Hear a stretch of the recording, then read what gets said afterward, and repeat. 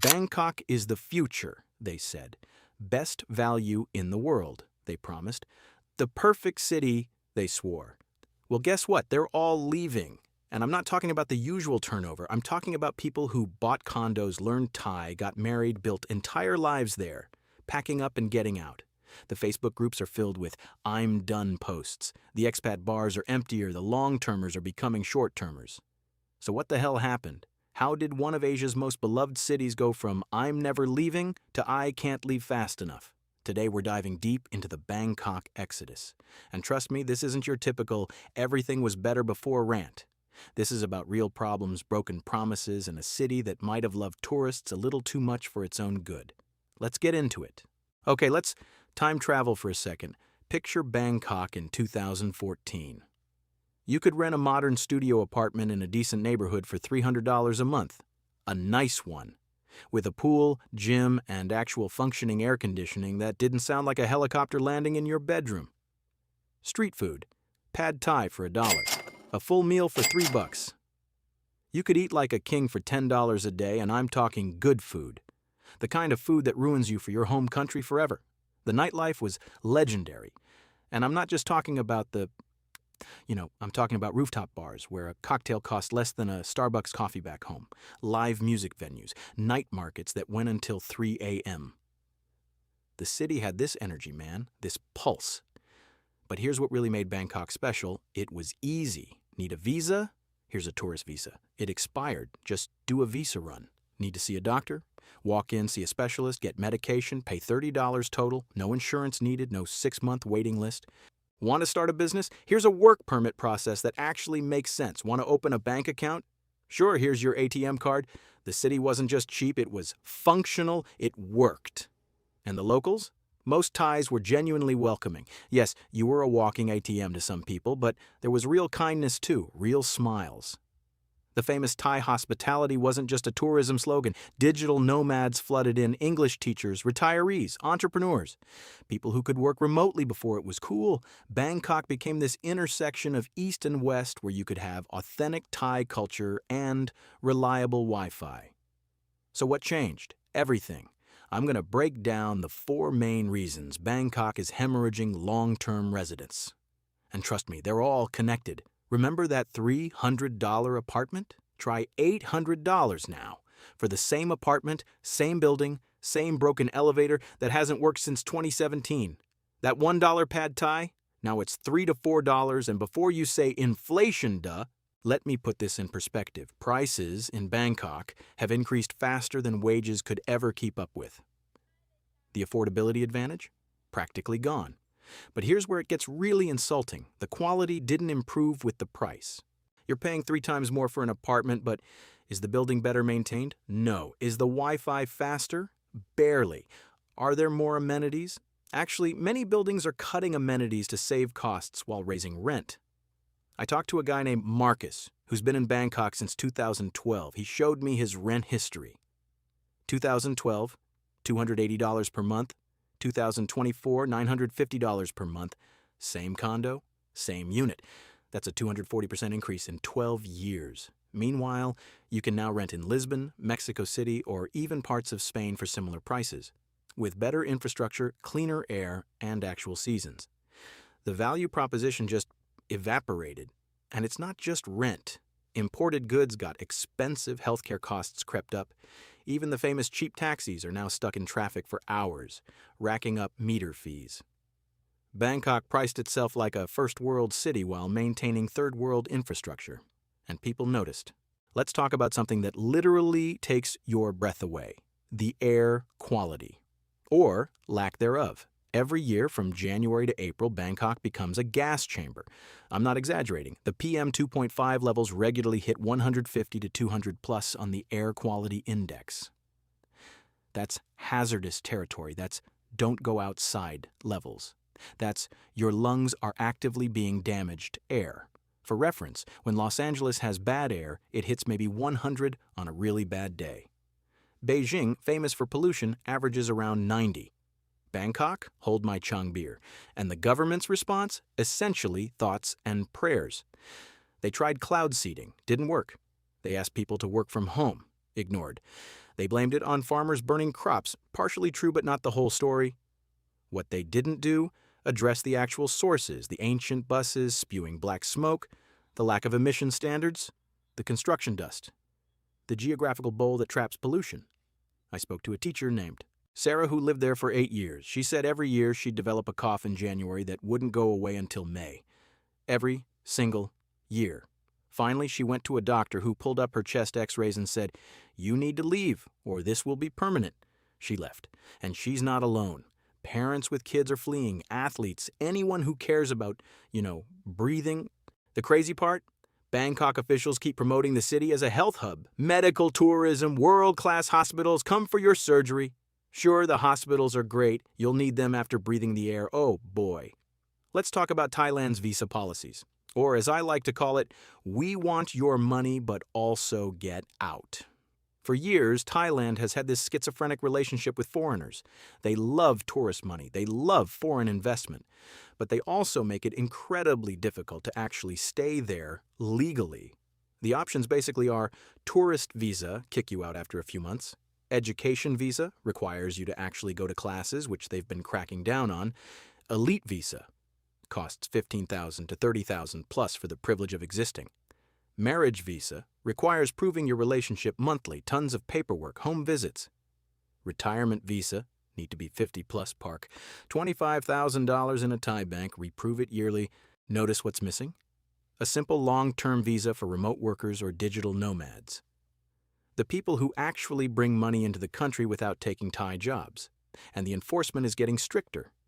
People who've been doing visa runs for years are suddenly getting denied entry.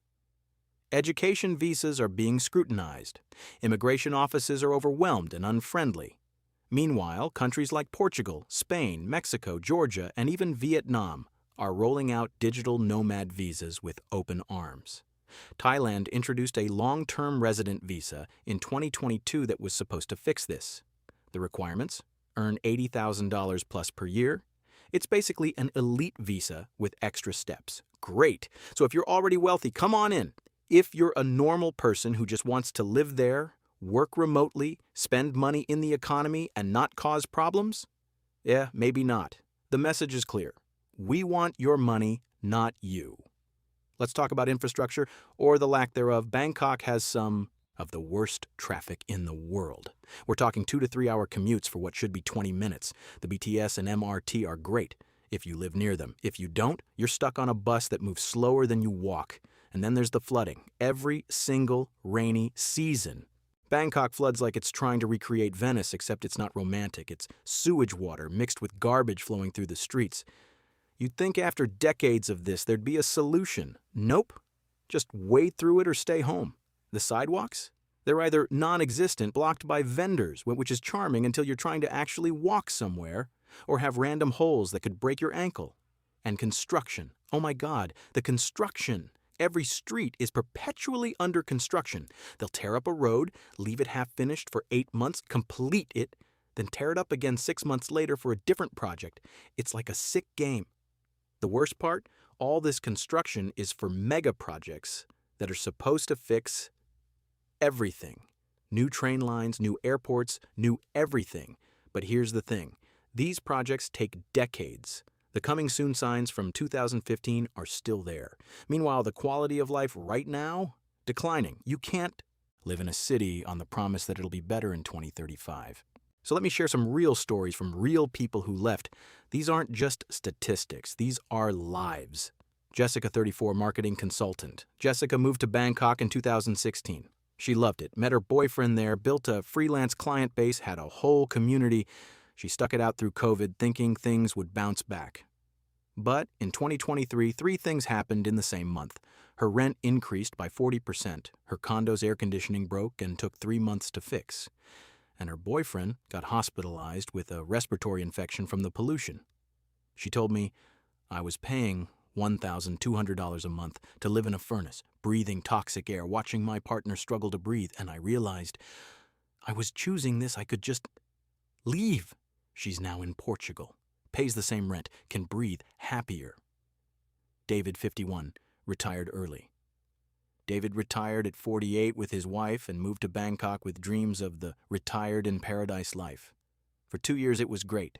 Then the visa rules changed.